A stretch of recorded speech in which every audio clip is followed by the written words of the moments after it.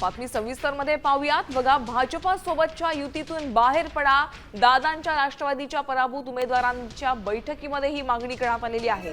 महापालिका निवडणुकीमध्ये भाजपने ईव्हीएम मशीन सेट केली होती, मोठ्या प्रमाणात पैशांचा वापर केला होता असा आरोप। म्हणजे आम्हाला लोकशाहीमध्ये आम्हाला स्वतः जी काही प्रक्रिया घडली, जो काही अन्याय झालेला आहे, या अन्यायाच्या विरुद्ध आम्ही आवाज उचलला नाही पाहिजे, निषेध व्यक्त नाही मध्ये निषेध करण्याचा अधिकार नाही का?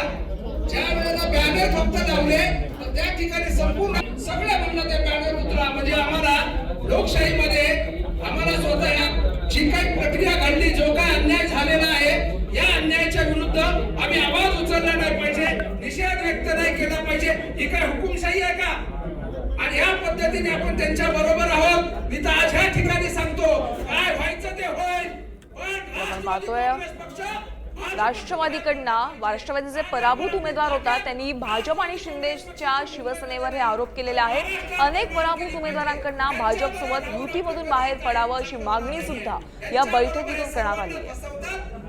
रुपाली बडवे यांच्याकडून आपण अधिकचे अपडेट जाणून घेऊयात। रुपाली, आपण पाहतोय मुंबईमध्ये राष्ट्रवादी काँग्रेस पार्टीचे जे पराभूत उमेदवार होते त्यांची बैठक झाली, मात्र या ठिकाणी त्यांनी एक आक्रमक पवित्रा घेतलेला आहे। भाजपा विरोधात त्यांनी अनेक वक्तव्य केलेले आहेत। सध्या काय अपडेट्स आहेत?